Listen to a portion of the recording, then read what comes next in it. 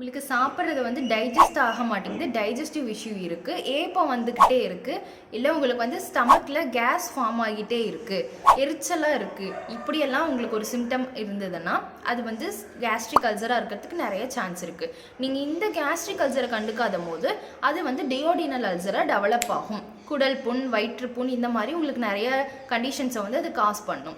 So அப்படி இருக்கும்போது நீங்கள் நேச்சுரோபதியில் என்ன ரெமெடி பார்க்கலாம் அப்படிங்கிறது தான் இந்த வீடியோ.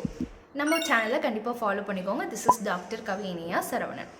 ஸோ நேச்சுரோபதியில் வந்து பார்த்தீங்கன்னா ஃபஸ்ட்டு நம்ம மார்னிங் எம்டி ஸ்டமக்லேருந்து ஆரம்பித்து நைட் வரைக்கும் நம்ம பாடி எப்படி கம்ப்ளீட்டாக க்ளீன் பண்ணுறது அப்படிங்கிறது தான் இந்த நேச்சுரோபதி ரெமிடி. மார்னிங் நீங்கள் எம்டி ஸ்டமக்கில் ஆலுவேரா இருக்குல்ல, ஆலுவேரா வந்து நீங்கள் நல்லா வாஷ் பண்ணிவிட்டு அந்த க்ரீனிஷ் கலர் எல்லோயிஷ் கலர் போனதுக்கப்புறம் 3 to 4 பீசஸ் அந்த நடுவில் இருக்க சென்டர் ஃப்ளஷை மட்டும் நீங்கள் கன்சியூம் பண்ணணும். இந்த மாதிரி நீங்கள் டெய்லி கன்சியூம் பண்ணிட்டு வரும்போது உங்களுக்கு அந்த இன்ஃப்ளமேஷன்ஸ், அல்சர்ஸ், எரிச்சல் வந்து கொஞ்சம் கொஞ்சமாக கம்மியாகும். அடுத்து நீங்கள் வந்து இளநீர் குடிக்கணும்.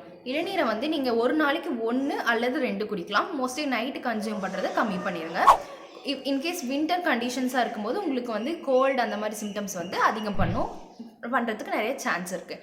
தேர்ட் வந்து பார்த்தீங்கன்னா பட்டர் மில்க்லாம் ஒன்றும் இல்லை, மோர் தான். மோர் வந்து நீங்கள் மதியம் சாப்பிட்டதுக்கப்புறம் ஒரு கிளாஸ் கன்சியூம் பண்ண ஸ்டார்ட் பண்ணுங்கள்.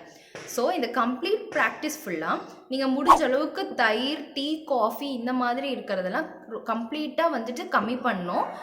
இஃப் இன்கேஸ் உங்களால் முடியலைன்னா கொஞ்சம் கிராஜுவலாவது கம்மி பண்ண ஸ்டார்ட் பண்ணுங்கள். ஏன்னா அது வந்து மெயின் ட்ரிகர்ஸாக ஆக்ட் ஆகுது. So thank you. இந்த மாதிரி நிறைய வீடியோஸ் வேணுன்னா கண்டிப்பாக ஃபாலோ பண்ணிக்கோங்க.